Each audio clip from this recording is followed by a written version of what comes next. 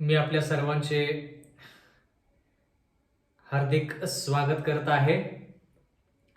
बंधू आणि भगिनींनो, आपण प्रगटीकरणाचे 14 अध्याय पूर्ण केलेले आहेत. आज आपण विशेष करून 15वा अध्याय पाहणार आहोत.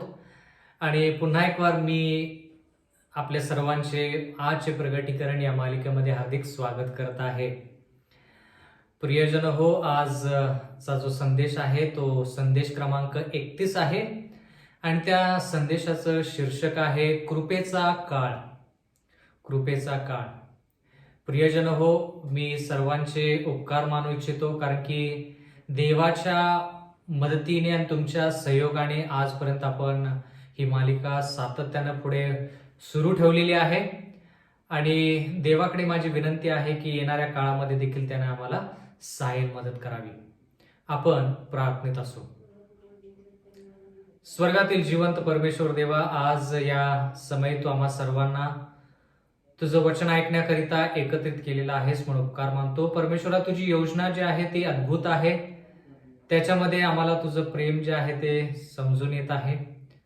प्रेमळ पित्या, तुझी इच्छा आहे की कोणीही अंधारामध्ये न राहता प्रकाशामध्ये यावं, सत्याचा प्रकाश त्यांच्या अंतःकरणामध्ये झळकावा.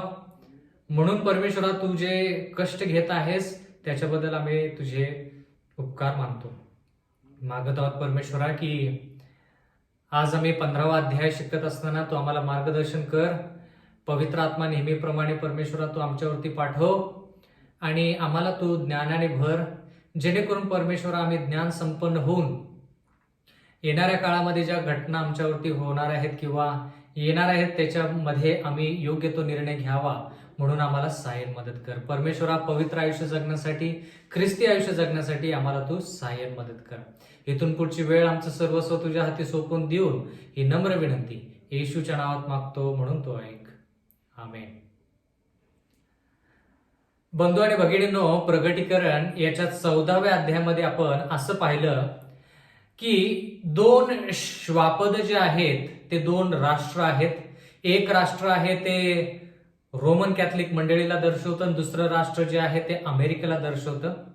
आणि मग अमेरिका एक नियम काढणार आहे असं आपण देवाच्या वचनामध्ये शिकलो. आणि तो नियम म्हणजे राष्ट्रीय रविवारचा नियम किंवा राष्ट्रीय रविवारचा कायदा. जे लोक देवाच्या वचनाला धरून राहतील आणि त्याच्या आज्ञेत राहतील, विशेष करून शब्बाताची आज्ञा, त्या लोकांना देवाचा मार्ग म्हणजे थोडक्यात देवाचं चिन्ह त्यांना मिळेल.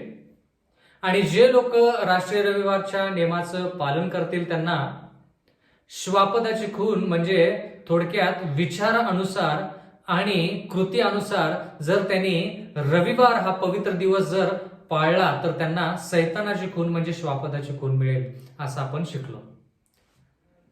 तर बंधू आणि भगिनींनो, ज्या वेळेस शिक्कामोर्तब होतं त्यावेळेस माणसाची आध्यात्मिक परिस्थिती काय आहे त्याच्यावरती त्या सर्व गोष्टी अवलंबून आहेत. ज्या वेळेस येणाऱ्या काळामध्ये तुमचा आणि माझा न्यायनिवाडा होईल त्यावेळेस बंधू आणि भगिनींनो, आपली आध्यात्मिक पातळी त्यावेळेस काय आहे, आपण पवित्र आयुष्य जगत आहोत की नाही याच्यावरती आपला शिक्कामोर्तब होणार आहे. आणि मग शिक्कामोर्तब झाल्यानंतर पवित्र लोक कोण आणि पापी लोक कोण हे वेगळे वेगळे केले जातील. तर ज्या वेळेस शिक्कामोर्तब संपतो, राष्ट्रीय रविवारचा नियम लागू झाला की शिक्कामोर्तब करायला सुरू होते. किंवा शिक्कामोर्तब हे काम जे आहे हे राष्ट्रीय रविवारचा नियम ज्यावेळेस लागू होईल, राष्ट्रीय रविवारचा कायदा ज्यावेळेस लागू होईल त्या वेळेपासून शिक्कामोर्तब सुरू होईल. आणि ते कधीपर्यंत? जोपर्यंत सगळे जिवंत लोकांचा न्यायनिवाडा होत नाही तोपर्यंत तो शिक्कामोर्तब चालेल. आणि ज्यावेळेस शिक्कामोर्तब संपेल त्यावेळेस काय होईल ते आपण आज शिकणार आहोत. प्रगटीकरणाचा 15वा अध्याय आणि पहिलं वचन, देवाचं वचन म्हणतं, नंतर मी अत्यंत आश्चर्यकारक असे दुसरे एक चिन्ह स्वर्गात पाहिले. 7 पिढा घेतलेले 7 देवदूत दृष्टीस पडले. त्या पिढा शेवटल्या होत्या, कारण त्यांच्या योगे देवाचा क्रोध पूर्ण झाला. बंधू आणि भगिनींनो, देवाचं वचन म्हणतं की 22 ऑक्टोबर 1844 इसवी पासून जो न्यायनिवाडा सुरू झालेला आहे, तो न्यायनिवाडा कधी ना कधीतरी नक्कीच संपेल. प्रियजन हो, हे जे चित्र तुमच्या समोर आहे याच्यामध्ये तुम्हाला घटनाक्रम दिसेल. आपण हे जे घटनाक्रम आहेत हे दानिएलच्या पुस्तकावेळेस देखील पाहिलेले आहेत आणि प्रगटीकरणाच्या पुस्तकामध्ये देखील ह्याच्या अगोदर ह्या गोष्टींचा आपण अभ्यास केलेला आहे. पण विशेष करून शेवटच्या काळामधल्या ज्या घटना आहेत त्याच्याविषयी आपण थोडं पाहूया. ह्या चित्रामध्ये तुम्हाला 31 इसवी सन मध्ये येशू ख्रिस्त वधस्तंभावरती प्राण देता झाला हे तुम्हाला ह्या ठिकाणी कळतं. आणि मग ज्यावेळेस तो पुनरुत्थान पावला आणि स्वर्गाच्या राज्यात गेला, त्यावेळेस तो स्वर्गाच्या राज्यात पवित्र स्थानामध्ये, म्हणजे स्वर्गामध्ये 2 भाग आहेत, पवित्र स्थान आणि परम पवित्र स्थान. तो स्वर्गामध्ये पहिल्या भागामध्ये म्हणजे पवित्र स्थानामध्ये गेला. 34 इसवी सन मध्ये स्तेफनला धोंडमार करण्यात आली आणि त्याला मृत्यू पत्करावा लागला. त्यावेळेस यहुदी लोक त्यांचा देश किंवा राष्ट्र या नात्याने त्यांचा कृपेचा काळ संपला आणि सुवार्ता 34 इसवी सन मध्ये यहुदी लोकांकडून काढून परराष्ट्रीय लोकांना देण्यात आली. मग 22 ऑक्टोबर 1844 इसवी सन मध्ये आपण असं पाहत आहोत बंधू आणि भगिनींनो की पवित्र स्थान जे आहे त्याचं शुद्धीकरण सुरू झालं. म्हणजे थोडक्यात 22 ऑक्टोबर 1844 इसवी सन मध्ये येशू ख्रिस्त पवित्र स्थानातून परम पवित्र स्थानामध्ये न्यायनिवाडा करण्यासाठी गेला. पण पवित्र स्थानामध्ये 31 इसवी सन पासून 22 ऑक्टोबर 1844 पर्यंत येशू ख्रिस्ताने मध्यस्थी केली. पण 22 ऑक्टोबर 1844 इसवी सन पासून पुढे तो परम पवित्र स्थानामध्ये मध्यस्थी आणि न्यायनिवाडा करण्यासाठी त्या ठिकाणी गेलेला आहे. तर आपण न्यायनिवाड्याच्या काळामध्ये आहोत किंवा वेळेनुसार परम पवित्र स्थानामध्ये आहोत. आणि ह्याच्यानंतर ह्या चित्रामध्ये या घटनाक्रमामध्ये तुम्हाला कोणती घटना दिसत आहे?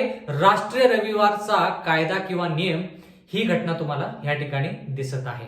म्हणजे येणारी जी घटना आहे ती राष्ट्रीय रविवारचा नियम किंवा कायदा. आणि ते कोण आणणार आहे? अमेरिका आणणार आहे. कशासाठी? जेणेकरून पोपच्या सत्तेला लोकांनी नमन करावं. आता याच्याविषयी आपण खूप शिकलेलो आहोत. पण ज्यावेळेस राष्ट्रीय रविवारचा नियम येईल त्यावेळेस घटनाक्रम जो आहे तो आपल्याला हे सांगतो की आपला शिक्कामोर्तब होईल. आठवतंय का? देवाचं वचन म्हणतं की जे कोणी श्वापदाला नमन करतील व ते त्यांच्या हातावर व कपाळावर खून करून घेतील. खून करून घेणे म्हणजे काय? राष्ट्रीय रविवारच्या नियमाचं पालन करणे. त्या लोकांना देवाचं वचन म्हणतं की त्या लोकांना श्वापदाची खून म्हणजे श्वापदाचा शिक्का मिळतो. पण जे लोक प्रामाणिक आहेत, पवित्र आयुष्य जगत आहेत, देवाच्या आज्ञेनुसार चाललेले आहेत, त्यांच्यावरती देवाचा शिक्का हा पडेल.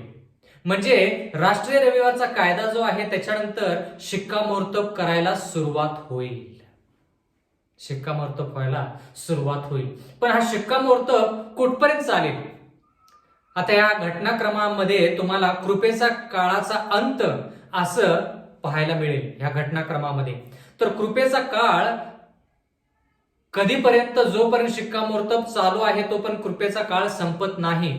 पहिला शिक्कामोर्तब जो आहे तो सेव्हन्थ डे ऍडव्हेंटिस्ट मंडळीचा होईल, ज्याच्याविषयी आपण 1 पेत्रचा 4था अध्याय आणि 17व्या वचनामध्ये शिकतो.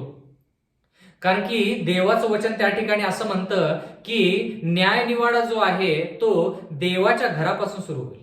म्हणजे सेव्हन्थ डे ऍडव्हेंटिस्ट मंडळीचा पहिला न्यायनिवाडा होईल आणि मग बाकीच्या मंडळींचा आणि मग बाकीच्या धर्माच्या लोकांचा. कारण की का? सत्य जे आहे ते सेव्हन्थ डे ऍडव्हेंटिस्ट लोकांकडे जास्त प्रमाणामध्ये आहे, म्हणून त्यांचा न्यायनिवाडा पहिला. म्हणजे शिक्कामोर्तब त्यांच्यावरती पहिला झाला पाहिजे. ज्यावेळेस शिक्कामोर्तब संपेल त्यावेळेस कृपेचा काळ संपतो. आणि हा शिक्कामोर्तब जो आहे आणि ह्याची कारकीर्द किंवा थोडक्यात शिक्कामोर्तब जो आहे त्याचा जो वेळ आहे तो अतिशय थोडा आहे, लहानसा असा वेळ आहे. आणि त्याच्यानंतर कृपेचा काळ पूर्ण जगासाठी संपतो. 34 इसवी सन मध्ये यहुदी राष्ट्रासाठी कृपेचा काळ संपला, पण तरी देखील त्यांचा न्यायनिवाडा सध्या होत आहे. तुम्हाला असं देखील माहित असेल की सौल राजाचा कृपेचा काळ त्याच्या काळामध्ये संपला, पण तरी देखील 22 ऑक्टोबर 1844 इसवी सन मध्ये त्याचा परत न्यायनिवाडा होत आहे किंवा झालेला देखील असेल. पण जे जिवंत लोक आहेत त्यांचा न्यायनिवाडा जो आहे तो राष्ट्रीय रविवारचा कायदा किंवा नियम ज्यावेळेस येईल त्याच्या आसपास मी तारीख नमूद करू शकत नाही कारण की तारीख माहित नाही, पण त्या वेळेच्या आसपास न्यायनिवाडा सेव्हन्थ डे ऍडव्हेंटिस्ट लोकांसाठी सुरू होईल आणि मग शिक्कामोर्तब याचं काम होईल. शिक्कामोर्तब झालं की कृपेचा काळ संपला, पूर्ण जगासाठी कृपेचा काळ संपला. मग कृपेचा काळ ज्यावेळेस संपेल त्यावेळेस बंधू आणि भगिनींनो, प्रगटीकरण 15 मध्ये असं लिहिलेलं आहे, विशेष करून पहिल्या वचनामध्ये, की 7 पिढा घेतलेले 7 देवदूत योहानाने पाहिले. आता ह्या 7 पिढा कोणासाठी आहेत? त्या पिढा पापी लोकांसाठी आहेत ज्यांनी आपल्या हातावर आणि कपाळावरती श्वापदाची खून करून घेतलेली आहे. म्हणजे विचारपूर्वक आणि कृतीपूर्वक त्यांनी रविवारचा जो कायदा आहे त्याला स्वीकारलेला आहे. त्या लोकांवरती 7 पिढा येतील, पवित्र लोकांवरती नाही. आता जर आपण याच्याविषयी जास्त शिकायचं तर तुम्हाला ह्या चित्रामध्ये दिसतच आहे बंधू आणि भगिनींनो, की पापी लोकांसाठी 7 पिढा आहेत. प्रगटीकरणाचा 7वा अध्याय 1 वचन, यानंतर मी 4 देवदूत पृथ्वीच्या 4 कोणावर उभे राहिलेले पाहिले. ते पृथ्वीवरून व समुद्रावरून वारा वाहू नये व कोणत्याही झाडाला लागू नये म्हणून पृथ्वीचे 4 वारे अडवून धरत होते. आता ह्या ठिकाणी पृथ्वीच्या 4 कोणावरती 4 स्वर्गदूत आहेत असं देवाचं वचन म्हणतं आणि ते वारं अडवून धरत आहेत. म्हणजे थोडक्यात काय, या 7 पिढा जे येणार आहेत त्या 7 पिढा थोडक्यात ते थोपवून धरत आहेत. कधीपर्यंत हे 4 स्वर्गदूत त्या पिढा थोपून धरतील किंवा ते वारं जे आहे ते थोपून धरेल? ज्यावेळेस आपण प्रगटीकरणाचा 7वा अध्याय शिकलो त्यावेळेस त्या ठिकाणी आपण असं म्हणालो की जिवंत देवाचे दास जे आहेत त्यांच्या माथ्यावर जोपर्यंत शिक्कामोर्तब होत नाही तोपर्यंत हे वारं सोडू नका असं एका स्वर्गदूताने ह्या 4 स्वर्गदूतांना सांगितलं. म्हणजे शिक्कामोर्तब होईपर्यंत 7 पिढा ह्या जगावरती येणार नाहीत. कारण की जोपर्यंत न्यायनिवाडा नाही तोपर्यंत पिढा आणणार कस काय देव? देव ठरवणार कस काय की कोण पवित्र आहे कोण पापी आहे? जोपर्यंत न्यायनिवाडा पूर्ण होत नाही तोपर्यंत, जोपर्यंत शिक्कामोर्तब होत नाही तोपर्यंत येशू ख्रिस्त किंवा देव कोण पवित्र आहे कोण पापी आहे हे ठरवणार कस काय? म्हणून न्यायनिवाडा पूर्ण होणं गरजेचं आहे, शिक्कामोर्तब होणं गरजेचं आहे, कृपेचा काळ संपणं गरजेचं आहे आणि मगच 7 पिढा सुरू होते. म्हणजे थोडक्यात 7 पिढा सुरू झाल्या की कृपेचा काळ संपला असा त्याचा अर्थ. आता 7 पिढ्यांविषयी आपण येणाऱ्या अध्यायामध्ये शिकणार आहोत, पण आज कृपेचा काळ कधी संपतो आणि त्याच्याविषयी आपण काय शिकलं पाहिजे हे आपण पाहत आहोत. प्रगटीकरणाचा 15वा अध्याय आणि 2 वचन, मग अग्निमिश्रित काचेच्या समुद्रासारखे काहीतरी माझ्या दृष्टीस पडले. श्वापदावर, त्याच्या मूर्तीवर व त्याच्या नामसंख्येवर जय मिळवलेले लोक हातात देवाच्या विणा घेऊन त्या काचेच्या समुद्रावर उभे राहिलेले माझ्या दृष्टीस पडले. आता देवाचं वचन म्हणतं की अग्निमिश्रित काच, त्याच्यावरती काही लोक उभे आहेत. म्हणजे थोडक्यात हे अग्निमिश्रित काचेचं समुद्र आहे. आता मी तर कधी पाहिलेलं नाही की समुद्र वरती काच, हे कधी मी पाहिलेलं नाही, पण देवाचं वचन म्हणतं अग्निमिश्रित काचेचा समुद्र आणि त्या समुद्रावरती लोक उभा आहेत आणि त्यांच्या हातामध्ये देवाची जी वीणा आहे की देवाने दिलेले जे वीणा आहेत त्या वीणा ते वाजवत आहेत. आणि त्यांनी कोणावरती विजय मिळवलेला आहे? श्वापदावरती म्हणजे रोमन कॅथलिक मंडळीवरती, त्याच्या मूर्तीवरती म्हणजे राष्ट्रीय रविवारच्या नियमावरती, आणि त्याच्या नाम संख्येवरती म्हणजे 666 वरती त्यांनी विजय मिळवून त्यांनी तो विना घेतलेला आहे. आणि ते समुद्रावरती, काचेच्या समुद्रावरती, अग्निमिश्रित काचेच्या समुद्रावरती ते उभे आहेत. आता याच्याविषयी आपण कुठे वाचतो? काचेचा समुद्र, प्रगटीकरणाचा 4था अध्याय आणि 6वं वचन याच्याविषयी शिकलेलो आहोत. प्रगटीकरणाचा 4था अध्याय आणि 6वं वचन. राजसनापुढे स्फटिकासारखा जणू काय काचेचा समुद्र होता, आणि राजसनाच्या मध्यभागी व राजसनाच्या 4 बाजूंना पुढे व मागे अंगभर डोळे असलेले 4 प्राणी होते. आता हा काचेचा समुद्र कुठं आहे? देवाचं वचन म्हणतं राजसना पुढे स्फटिकासारखा जणू काय काचेचा समुद्र, म्हणजे राजसना समोर. आता राजसन कुठं आहे? पृथ्वीवर ते नाही, राजसन स्वर्गाच्या राज्यामध्ये आहे. आणि राजसनाच्या मध्यभागी आणि राजसनाच्या 4 बाजूंना पुढे व मागे अंगभर असलेले 4 प्राणी होते.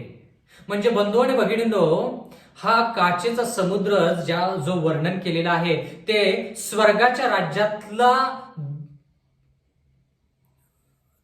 दृष्टांत आहे. म्हणजे योहानाला स्वर्गाच्या राज्यामध्ये लोक दाखवण्यात आली ज्यांनी श्वापदावरती, मूर्तीवरती, त्याच्या संख्येवरती विजय मिळवला होता, आणि देवाने त्यांना विना दिला होता, आणि ते काचेच्या समुद्रावरती उभे होते. आता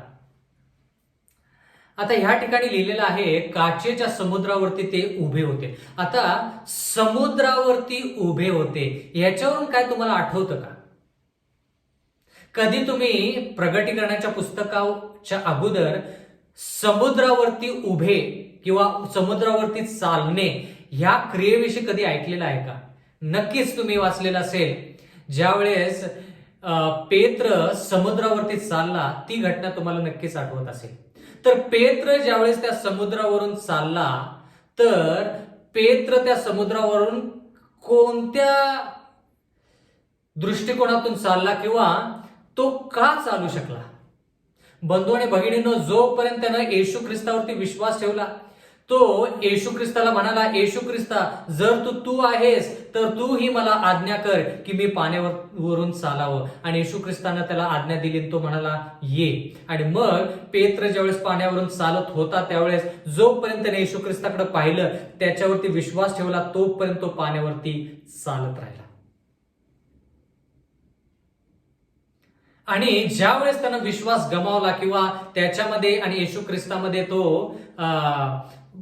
समुद्रामधून एखादी लाट आली आणि मग तो येशू ख्रिस्तावरून त्याची नजर ज्यावेळेस हटली किंवा बाजूला झाली, त्यावेळेस तो बुडू लागला. आता ह्या ठिकाणी 2 गोष्टी आहेत. एक म्हणजे चालणे आणि दुसरी गोष्ट म्हणजे ह्या ठिकाणी जे चालणं पेत्राने केलं ते विश्वासाने केलं. कारण की आपण काय शिकत आहोत? काही लोक जे रोमन कॅथलिक मंडळी त्याच्या रविवारचा नियम जो आहे त्याच्यावरती विजय मिळवतील, ते स्वर्गाच्या राज्यामध्ये काचेच्या समुद्रावरती उभे आहेत. आता उभे आहेत म्हणजे काय? आता प्रगटीकरणाचा 14वा अध्याय आणि 12व्या वचनामध्ये लिहिलंय, देवाच्या आज्ञा पाळणारे व येशूवरील विश्वासाला धरून राहणारे. बघा, पेत्र विश्वासाने त्या समुद्रावरती चालला. आता विश्वास म्हटल्यानंतर आपण प्रगटीकरण 14:12 मध्ये पाहतो, देवाच्या आज्ञा पाळणारे, जे लोक देवाच्या आज्ञा पाळतात ते काय होतात, ते काय करतात, व येशूवरील विश्वासाला धरून राहणारे पवित्रजन ह्यांचे धीर धरण्याचे अगत्य ह्यातच आहे. म्हणजे जरा लक्ष द्या, देवाच्या आज्ञा पाळणारे म्हणजे पेत्र जो चालतो ती क्रिया थोडक्यात, म्हणजे देवाच्या आज्ञानुसार आपण चाललं पाहिजे. पण ते चालणं जे आहे ते येशूवरील विश्वासानुसार पाहिजे किंवा येशू ख्रिस्ताचा जो विश्वास आहे त्या विश्वासानुसार ते चालणं पाहिजे. म्हणजे पेत्र जसा विश्वासाने चालला देवाने दिलेल्या आज्ञेनुसार, तसंच जे लोक राष्ट्रीय रविवारचा नियम येईल त्यावेळेस देवाच्या वचनानुसार चालतील आणि ते देखील देवावरती पूर्णपणे विश्वास ठेवून चालतील. म्हणून ते लोक हा त्रास संकट निघून गेल्यानंतर ज्यावेळेस स्वर्गाच्या राज्यात जातील बंधू आणि भगिनींनो, त्यावेळेस ते देवाने दिलेला वीणा जो आहे ते वाजवून जयघोष उल्हास पावतील. प्रकटीकरणाचा 15वा अध्याय आणि 3रं वचन. ते देवाचा दास मोशे ह्याचे गीत व कोकऱ्याचे गीत गाताना म्हणतात, हे प्रभू देवा, हे सर्व समर्था, तुझी कृत्य थोर व आश्चर्यकारक आहेत. हे राष्ट्राधिपते, तुझे मार्ग नीतीचे व सत्य आहेत. आता ज्यावेळेस ते काचेचा समुद्र जो स्वर्गामध्ये आहे, कारण राजसनासमोर काचेचा समुद्र आहे असं आपण पाहिलं, आणि राजसन कुठे आहे? स्वर्गामध्ये आहे. तर देवाचं वचन म्हणतं की ते लोक ज्यांनी राष्ट्रीय रविवारचा कायदा त्याच्यावरती विजय मिळवलेला आहे, त्यांच्या हातामध्ये वीणा आहेत, आणि ते काय करत आहेत? ते देवाचे दास जे आहेत ते मोशेचं गीत गात आहेत, ते कोकऱ्याचं गीत गात आहेत. आता बंधू आणि भगिनींनो, मोशे आणि कोकरा ह्या दोन गोष्टी एकाच वचनामध्ये का नमूद केलेल्या आहेत? मोशेविषयी कोकराविषयी आपल्याला काय कळतं बंधू आणि भगिनींनो? प्रियजन हो, ज्यावेळेस आपण निर्गम ह्या पुस्तकाचा अभ्यास करतो त्यावेळेस आपल्याला कळतं की देवाने त्याच्या इस्रायल लोकांना मिसर देशातून बाहेर आणलं. कोणाच्या मदतीने? कोणाच्या पुढाकाराखाली? मोशेच्या पुढाकाराखाली, किंवा मोशेने तो पुढाकार घेतला. देवाने त्याला सांगितलं की तू पुढारी हो, आणि मोशेच्या मदतीने इस्रायल लोक मिसर देशातून बाहेर आले. आणि ज्यावेळेस त्यांनी तांबडा समुद्र पार केला त्यावेळेस मरियमनं गाणं गायला सुरुवात केली, आणि ते गाणं कसं होतं? आनंदीदायक गाणं होतं. तर ह्या ठिकाणी मोशेचे गीत आणि कोकऱ्याचे गीत. जर बंधू भगिनींनो, जर तुम्ही ह्या ठिकाणी पाहिलं की मोशे आणि कोकरू ह्याचा संबंध काय, तर मोशेनं जो पवित्र मंडप ह्या भूतलावरती स्थापित केला होता, पवित्र तंबू जो स्थापित केला होता, निवासस्थान जे स्थापित केलं होतं, त्या निवासस्थानामध्ये कोकऱ्याची बली किंवा कोकरं वधलं जायचं. म्हणून बंधू आणि भगिनींनी कोकरू आणि मोशे ह्या गोष्टी संबंधित आहेत. पण बंधू आणि भगिनींनो, मरियमने जे गीत गायलं ते गीत जे होतं ते इस्रायल लोकच गाऊ शकले. मिसर देशातून जे सैन्य आलं ते तांबड्या समुद्रामध्ये नष्ट झालं, ते लोक ते गीत गाऊ शकले नाहीत. कारण की का?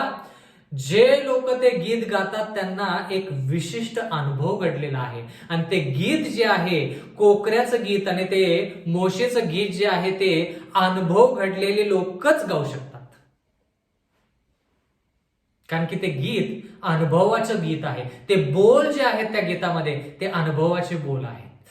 कोणीही ते गीत असंच गाऊ शकत नाही. म्हणून बंधू आणि भगिनींनो, देवाचं वचन म्हणतं की ते मोशेचं आणि कोकऱ्याचं गीत कुठे गातात? स्वर्गाच्या राज्यात. पण मला ह्या ठिकाणी तुम्हाला प्रश्न विचारू द्या की ते जे लोक पापी आहेत त्यांच्यावरती इतकं अरिष्ट आलेलं आहे, 7 पिढ्या त्यांच्यावरती आले, आणि त्यावेळेस पवित्र लोकांचं काय होईल? ज्यावेळेस कृपेचा काळ संपतो, ज्यावेळेस शिक्कामोर्तब म्हणजे राष्ट्रीय रविवारचा कायदा निघतो, शिक्कामोर्तबला सुरुवात होते, शिक्कामोर्तब सगळ्या गोष्टींवरती सगळ्या लोकांवरती संपून झाला. काही लोक सार्वकालिक जीवनासाठी, काही लोक सार्वकालिक मृत्यूसाठी कृपेचा काळ संपतो. कृपेचा काळ संपला की पापी लोकांसाठी 7 पिढ्या सुरू. 7 पिढ्या पवित्र लोकांसाठी नाही. पण त्या 7 पिढ्या ज्यावेळेस पापी लोकांवरती असतात त्यावेळेस पवित्र लोक त्या ठिकाणी गीत गात नाही, त्या ठिकाणी जयघोष करत नाही. कारण की का? हे चित्र पहा. या चित्रामध्ये बंधू आणि भगिनींनो, तुम्हाला पापी लोकांसाठी 7 पिढ्या दिसतील. ज्यावेळेस कृपेचा काळ संपतो त्यावेळेस पापी लोकांसाठी 7 पिढ्या आहेत. पण पवित्र लोकांसाठी जर तुम्ही ह्या घटनाक्रमामध्ये पाहिलं तर पवित्र लोकांसाठी याकोबाचा क्लेशाचा समय आहे. म्हणजे थोडक्यात काय, त्यांचे पाप माफ केलेले आहेत का नाही, त्यांच्या पापांची क्षमा मिळालेली आहे का नाही, हे पवित्र लोक सदोदित विचार करत असतात. त्या ठिकाणी ते मोशेचं गीत आणि कोकऱ्याचं गीत गात नाहीत. त्या ठिकाणी ते क्लेशामध्ये आहेत. जरी त्यांच्यावरती 7 पिढाचा काही परिणाम पडत नाही, पवित्र लोकांसाठी 7 पिढा नाहीत, 7 पिढा पापी लोकांवरती पडतील. पवित्र लोक देखील त्यावेळेस या भूतलावरतीच असतील, पण त्यांना त्या 7 पिढ्याचा परिणाम भोगावा लागणार नाही किंवा 7 पिढ्याचा परिणाम त्यांच्यावरती होणार नाही. ते 7 पिढापासून बचावले जातील.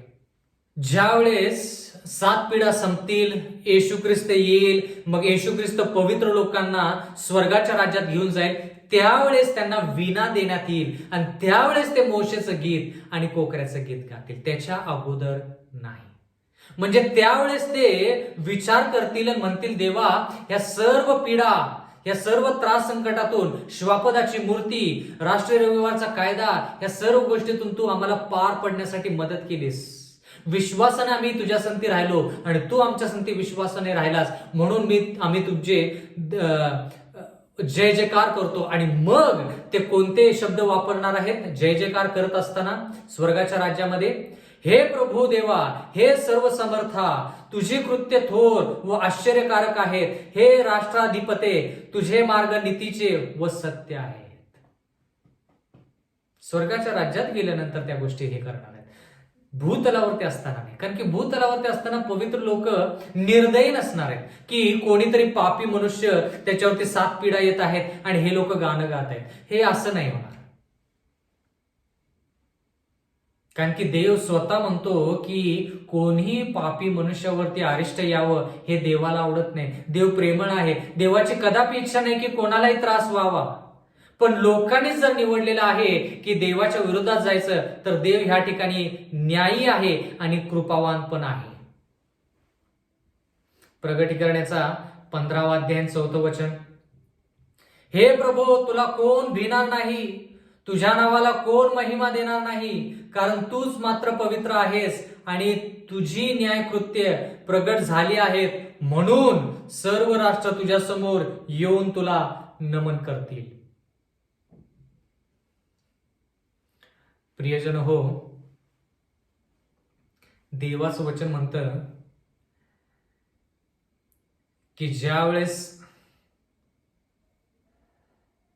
येशू ख्रिस्त येईल त्यावेळेस पवित्र लोकांना तो घेऊन जाईल स्वर्गाच्या राज्यामध्ये.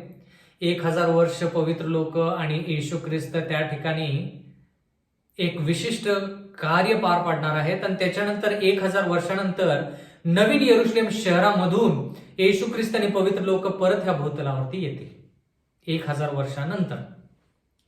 मग त्यावेळेस जे पापी लोक ह्या जगामध्ये आहेत ते ज्यावेळेस येशू ख्रिस्ताच्या विरुद्ध लढाई करायला जातील त्यावेळेस त्या लोकांना दाखवण्यात येईल, त्या पापी लोकांना दाखवण्यात येईल की ते पापी आहेत आणि ते कुठे चुकले, त्यांचा न्यायनिवाडा जो झालेला आहे तो न्यायनिवाडा कसं काय बरोबर आहे आणि ते स्वर्गाच्या राज्यात का नाहीत हे पापी लोकांना दाखवण्यात येईल.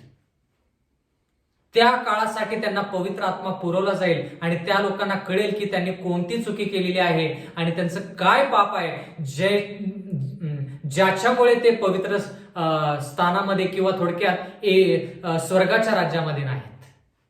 आणि मग ज्यावेळेस त्यांना दाखवण्यात येईल की त्यांचे पाप काय आहेत त्यावेळेस देवाचं वचन म्हणतं की प्रत्येक गुडघा त्याच्या समोर टेकेल. म्हणजे देवासमोर प्रत्येक गुडघा नमवला जाईल. पण जरा लक्ष द्या बंधू आणि भगिनींनो, जरा लक्ष द्या. ह्या ठिकाणी जरी हे लोक गुडघे टेकतील, कोण पापी लोक, तर त्यांना फक्त कळेल की ते पापी आहेत आणि ते पापामुळे ते नाश पावत आहेत, पण ते प्रायश्चित करणार नाहीत. कारण की कृपेचा काळ अगोदरच संपून गेलेला असणार आहे त्यांच्यासाठी. याच्याविषयी आपण आणखी जास्त पुढे शिकणार आहोत. पण देवाचं वचन म्हणतं की प्रत्येक गुडघा त्याच्या समोर नमवला जाईल.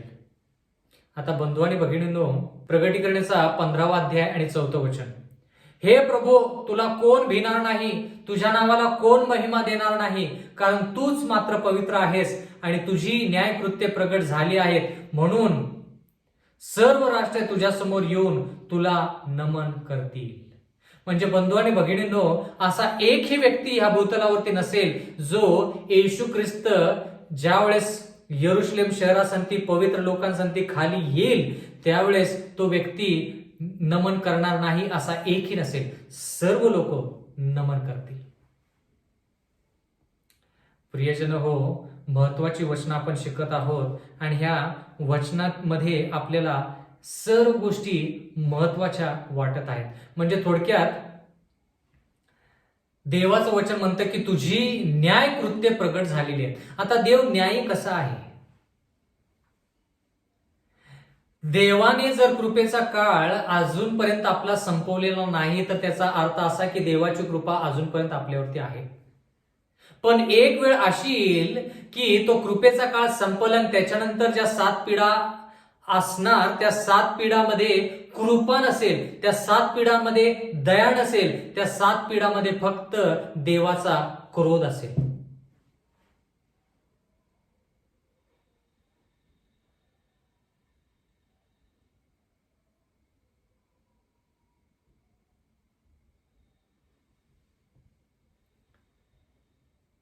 आता प्रियजन हो, याच्याविषयी आपण फिलिपिकरास पत्र याचा 2रा अध्याय जो आहे त्याच्यामध्ये पाहूया.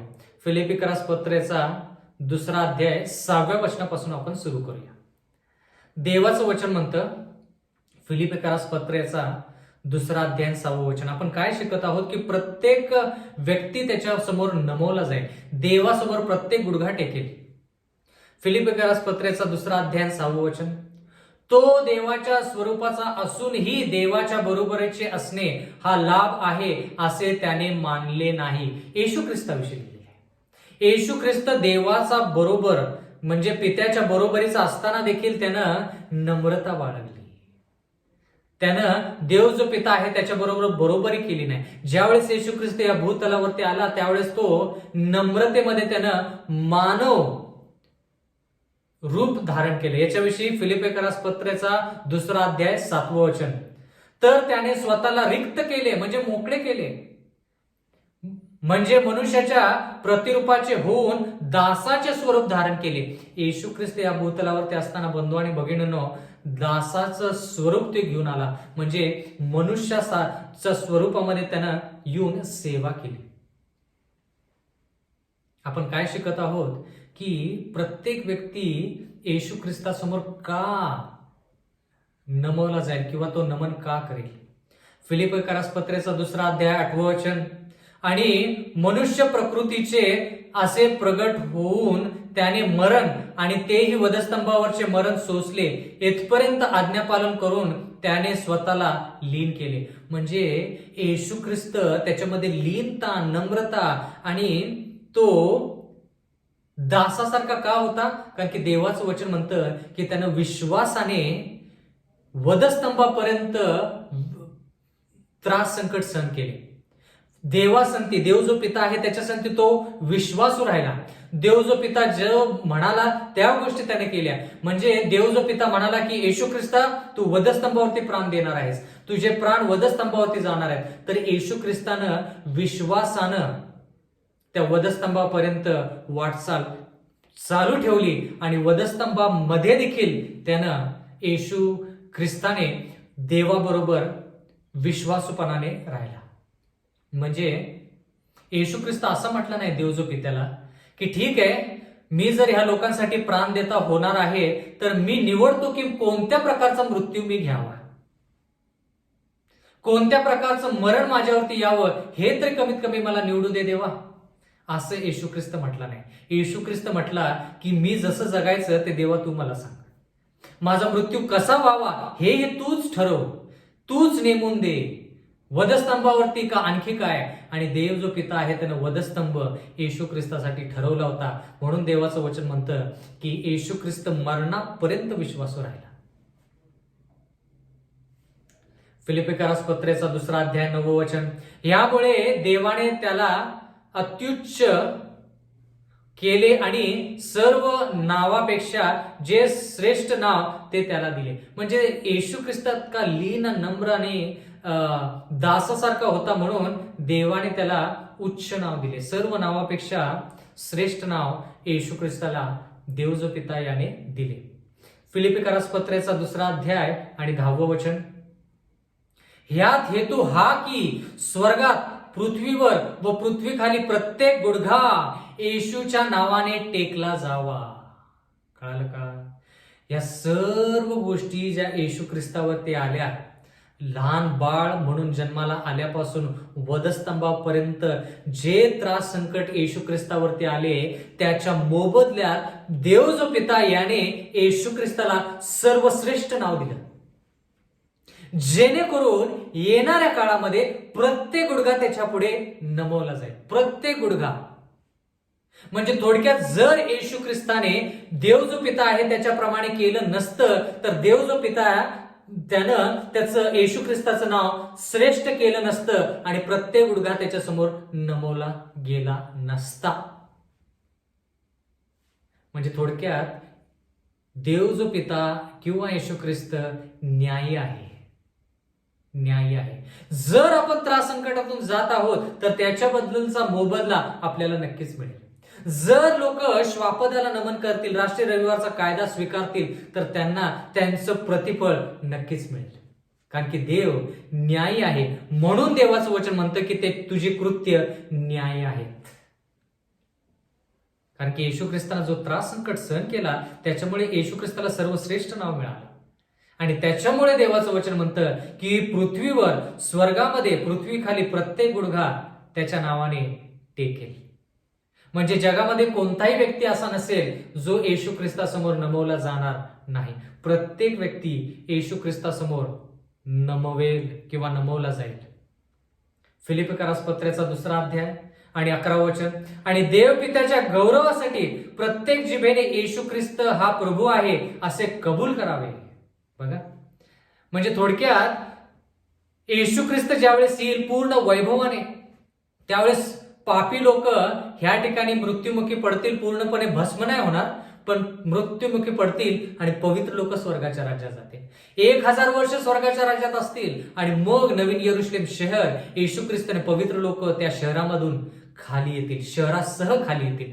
त्यावेळेस हे पापी लोक जे मृत्युमुखी पडलेले आहेत ते पुन्हाने जागे होतील आणि त्यांना फसवलं जाईल. शैतान म्हणेल की ह्या नगरावरती आपण लढाई करू आणि हे जे लोक पवित्र आहेत त्यांच्यावरती लढाई करून हे नगर आपण जिंकू, नवीन यरुशलेम आपण जिंकू. बंधू आणि भगिनींनो, त्यावेळेस ह्या लोकांना, म्हणजे थोडक्यात त्या काळामध्ये, त्याच्या अगोदर ह्या लोकांना दाखवण्यात येईल की हे लोकांनी पाप केलेलं आहे म्हणून ते नगराच्या बाहेर आहेत. ह्या लोकांनी पाप केलेलं आहे म्हणून ते स्वर्गाच्या राज्यात पोहोचले नाहीत. पण हे लोक ज्यावेळेस त्यांना कळेल की हे पापी आहेत, तेवढ्या पुरता पवित्र आत्मा देव ह्या पापी लोकांना देईल आणि प्रत्येक गुडघा त्याच्या समोर टेकेल, येशू ख्रिस्तासमोर, आणि कबूल करेल की येशू ख्रिस्तच प्रभू आहे, देवांचा देव, राजांचा राजा, एकच सत्य देव, आणि तो म्हणजे येशू ख्रिस्त. हे लोक कबूल करतील, पण प्रायश्चित करणार नाहीत. कबूल करणे आणि प्रायश्चित हा फरक आहे. का कबूल करतील? कारण की पवित्र आत्मा त्यांना देण्यात आलेला आहे आणि तेवढ्या पुरतं ते कबूल करतील. पण प्रायश्चित का करणार नाही? कारण की प्रायश्चित करण्यासाठी त्यांचा कृपेचा काळ कधीच अगोदर संपलेला आहे. म्हणून ते प्रायश्चित नाही करणार, फक्त कबूल करतील. हा, तू देव आहेस, बस. पण आम्ही तुझे अनुयायी हो, आम्हाला तुझं स्वीकार करायचं आहे, हे ते म्हणून पण शकणार नाहीत. कारण की का? त्यांचा कृपेचा काळ खूप अगोदरच संपलेला असणार आहे. शिक्कामोर्तब झाला की कृपेचा काळ संपला. प्रकटीकरणाचा 15वा अध्याय 5वं वचन. नंतर मी पाहिले तेव्हा साक्षीच्या मंडपाचे स्वर्गातील मंदिर उघडले. आता ह्या ठिकाणी लिहिले, योहानाला ह्या ज्या गोष्टी पाहण्यात आल्या त्याच्यामध्ये त्याला साक्षीचा मंडप स्वर्गाच्या मंदिरामध्ये पाहायला मिळाला. आता साक्षीचा मंडप स्वर्गाच्या मंदिरामध्ये कुठे आहे? बंधू आणि भगिनींनो, साक्षीचा मंडप जो आहे तो परमपवित्र स्थानामध्ये आहे, ज्या ठिकाणी न्यायनिवाडा केला जातो, ज्या ठिकाणी न्यायनिवाडा केला जातो. आता हा साक्षीचा कोश जो आहे तो कुठे आहे याच्याविषयी आपण प्रकटीकरण 11 मध्ये शिकलेलो आहोत. प्रकटीकरण याचा 11वा अध्याय आणि 19वा वचन. प्रकटीकरण याचा 11वा अध्याय आणि 19वा वचन. तेव्हा देवाच्या स्वर्गातील मंदिर उघडण्यात आले, त्याच्या मंदिरात त्याच्या कराराचा कोश दृष्टीस पडला. आता कराराचा कोश म्हणजे कुठे? कराराच्या कोशामध्ये 10 आज्ञा आहेत आणि कराराचा कोश कुठे असतो? परमपवित्र स्थानामध्ये, म्हणजे स्वर्गाच्या राज्यामध्ये पवित्र स्थानात नसून परमपवित्र स्थानामधल्या गोष्टी ह्या ठिकाणी चाललेल्या आहेत. म्हणजे थोडक्यात परमपवित्र स्थानामध्ये बंधू आणि भगिनींनो आपण चित्रामध्ये पाहिलं की परमपवित्र स्थानामध्ये येशू ख्रिस्त न्याय निवाड्यासाठी गेलेला आहे आणि कराराचा कोश त्या ठिकाणी आहे.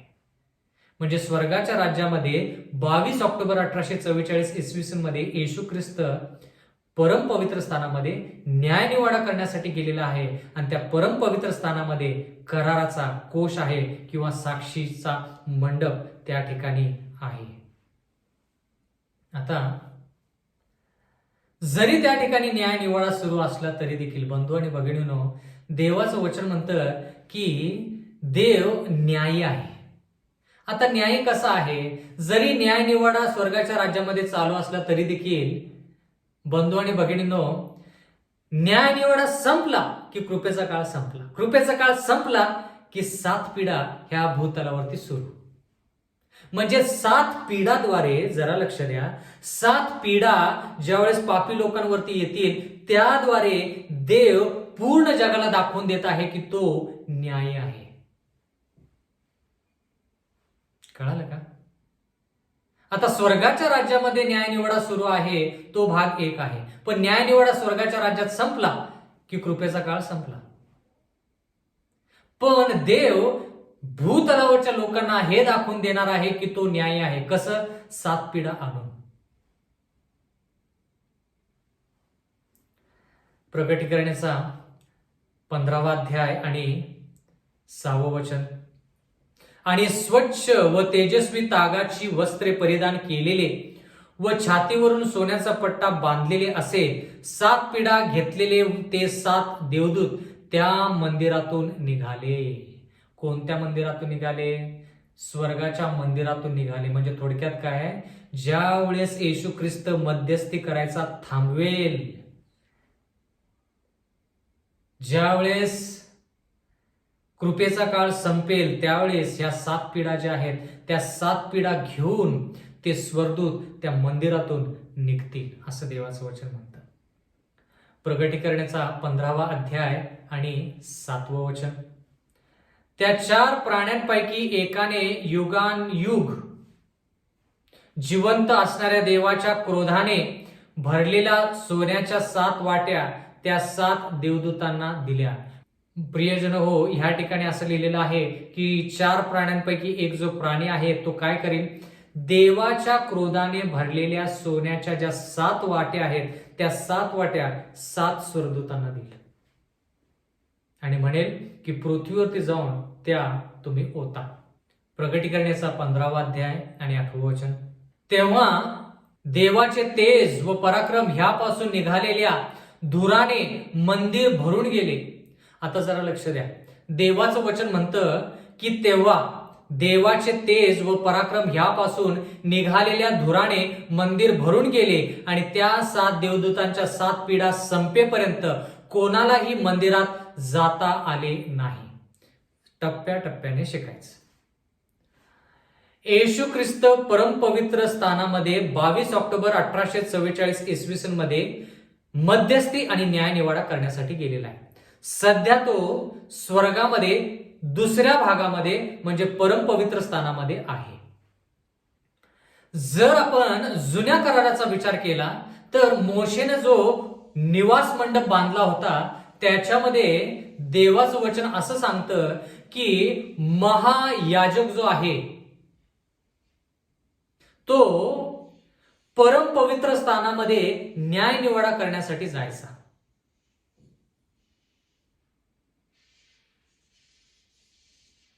मुद्दा नंबर 1, ज्यावेळेस आपण मंदिरामध्ये धूर पूर्णपणे भरला गेलेला आहे याचा विचार करतो त्यावेळेस मंदिरामध्ये धूर कधी भरला गेला? आठवतं का? ज्यावेळेस मंदिर बांधण्यात आलं त्यावेळेस म्हणजे निवास मंडपानंतर देवाचं मंदिर बांधण्यात आलं.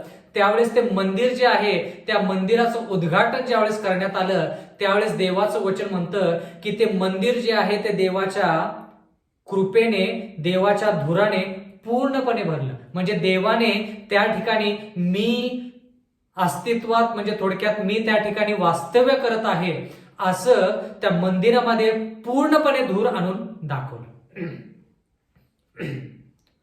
आणखी कधी मंदिरामध्ये धूर पूर्णपणे आला? ज्यावेळेस येशू ख्रिस्त वधस्तंभावरती प्राण देता झाला त्यावेळेस मंदिरामध्ये पूर्णपणे धूर आला आणि धुराने ते मंदिर भरून गेलं असं देवाच्या वचनामध्ये आपण पाहतो. तिसऱ्या वेळेस आपण असं पाहूया की मंदिर धुराने कधी भरतं. आठवतं का? जुन्या करारामध्ये ज्यावेळेस 7वा महिना 10व्या दिवशी महायाजक पवित्र स्थानातल्या विधी सोडून परम पवित्र स्थानामध्ये जायचा, त्यावेळेस तो धुपाटण घ्यायचा, त्यावेळेस त्या ठिकाणी धूप जाळली जायची, त्यावेळेस त्या ठिकाणी खूप धूर असायचा. 7वा महिना 10वा दिवस परम पवित्र स्थानामध्ये त्या ठिकाणी न्यायनिवाडा केला जायचा आणि जे इस्रायल लोक पवित्र आहेत त्यांना त्यांच्या छावणीमध्ये राहू दिलं जायचं आणि जे लोक पवित्र नाहीत त्यांना त्या छावणीतून त्यांची हक्कलपट्टी व्हायची. जुना करार. तर त्या दिवसामध्ये देखील मंदिरामध्ये धूर पूर्णपणे व्हायचा.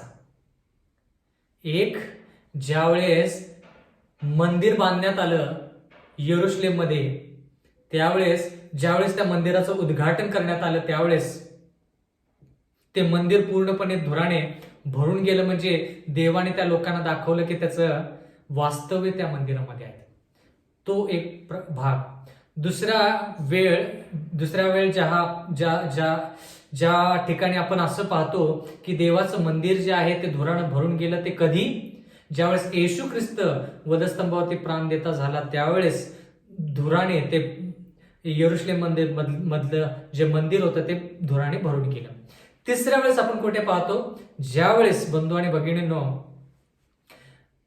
न्यायनिवाडाचा दिवस 7वा महिना 10वा दिवस, ज्यावेळेस न्यायनिवाडाचा दिवस असायचा त्यावेळेस मंदिरामध्ये त्या मंडपामध्ये असं म्हणूया त्या मंडपामध्ये पूर्णपणे धूर व्हायचा. म्हणजे देव त्या ठिकाणी आहे हे लोकांना तो दाखवायचा. आता ह्या ठिकाणी असं लिहिलेलं आहे की तेव्हा देवाचे तेज व पराक्रम ह्यापासून निघालेल्या धुराने मंदिर भरून गेले आणि त्या 7 देवदूतांच्या 7 पिढा संपेपर्यंत कोणालाही मंदिरात जाता आले नाही.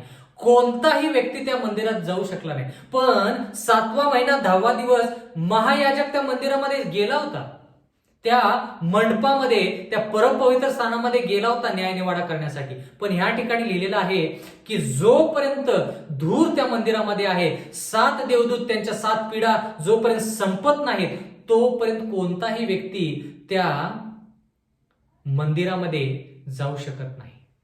म्हणजे काय? आता कोणताही व्यक्ती, आणि जर आपण व्यक्तीचा विचार केला तर येशू ख्रिस्त, कारण की का जो स्वर्गाच्या राज्यामध्ये परम पवित्र स्थानामध्ये न्यायनिवाडा जो करतो तो येशू ख्रिस्त आहे, तो मनुष्य आहे. म्हणजे जरा लक्ष द्या, कोणताही व्यक्ती त्या मंदिरामध्ये जाऊ शकणार नाही. म्हणजे काय? त्या मंदिरामध्ये कोणीही नसणार. कधी? जोपर्यंत 7 पिढा पूर्ण होत नाहीत, जोपर्यंत त्या मंदिरामध्ये धूर आहे तोपर्यंत येशू ख्रिस्त त्या परम पवित्र स्थानामध्ये नाही. म्हणजे कधी?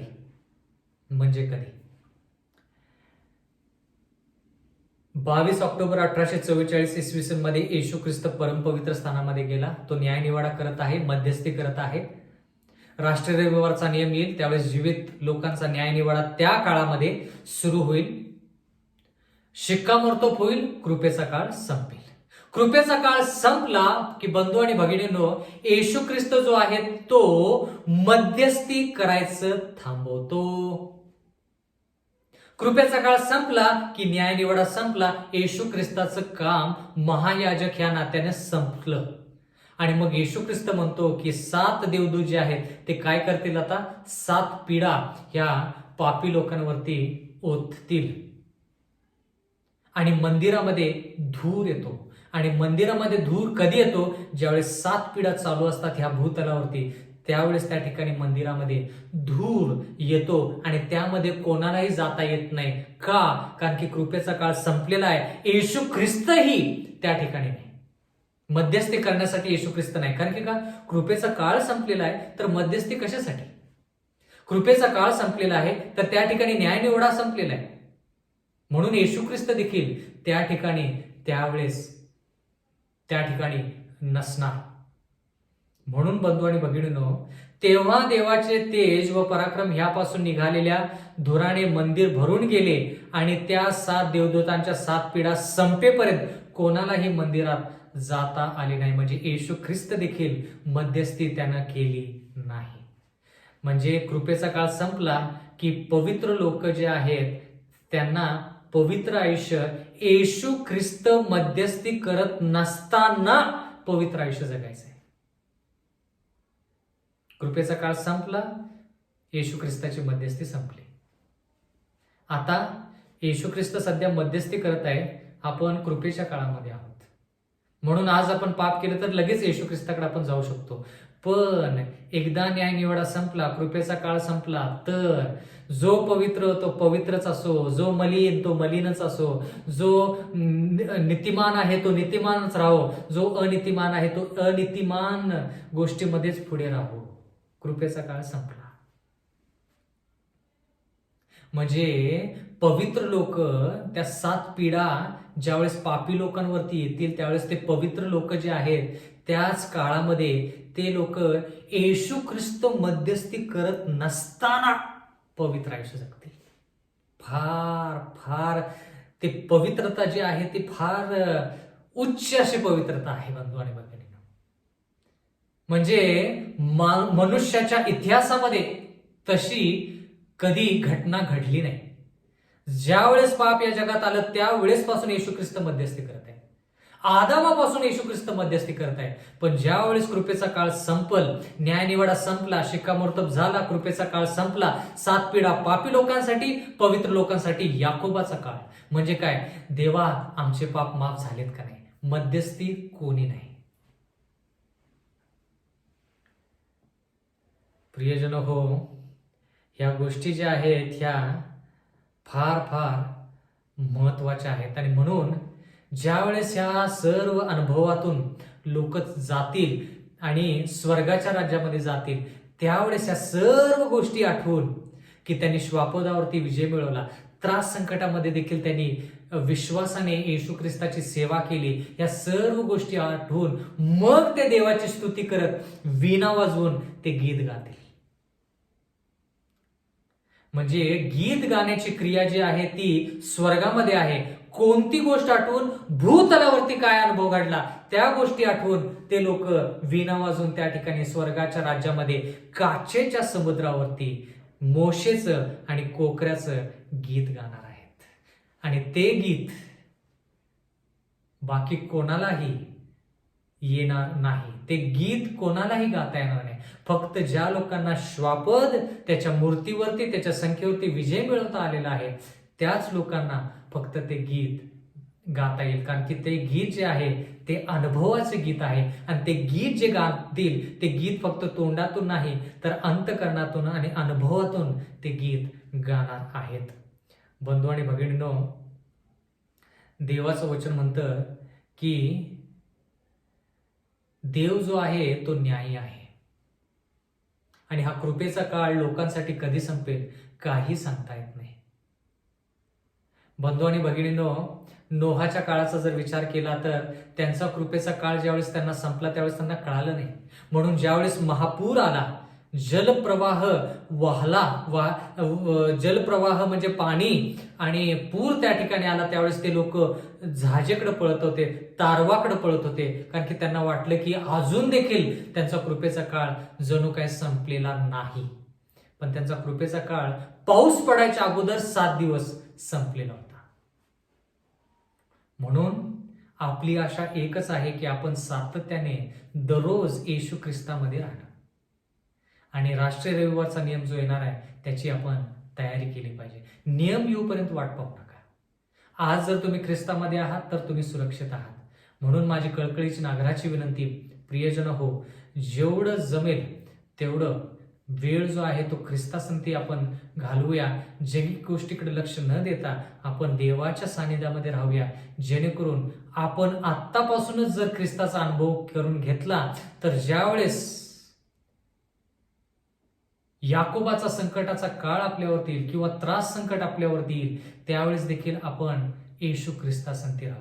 आणि ज्यावेळेस असं होईल त्यावेळेस येशू ख्रिस्त येईल आणि आपल्याला त्या स्वर्गीय राज्यात घेऊन जाईल. बंधू आणि भगिनींनो, आपण शेवटच्या काळामध्ये आहोत आणि कृपेचा काळ तुमच्यासाठी माझ्यासाठी फार लवकर संपणार आहे. आपण सर्वजण जे आहोत त्यांनी पवित्र आयुष्य जगूया आणि सार्वकालिक जीवनाची वाटचाल करूया. आपण प्रार्थनेत असू. स्वर्गातील जिवंत परमेश्वर देवा, उपकार मानतो आज तू आम्हाला शिकवलेला आहेस की येणारा काळ जो आहे तो त्रास संकटाचा आहे. राष्ट्रीय रविवारचा नियम किंवा कायदा, त्याच्यानंतर जो न्यायनिवाडा आहे, शिक्कामोर्तब आहे, तो लवकर संपून जाऊन परमेश्वर आमचा कृपेचा काळ संपणार आहे. जर आम्ही पवित्र आयुष्य जगलो तर आमच्यावरती याकोबाचा संकटाचा काळ, आणि जर आम्ही श्वापदाला नमन केलं तर 7 पिढा.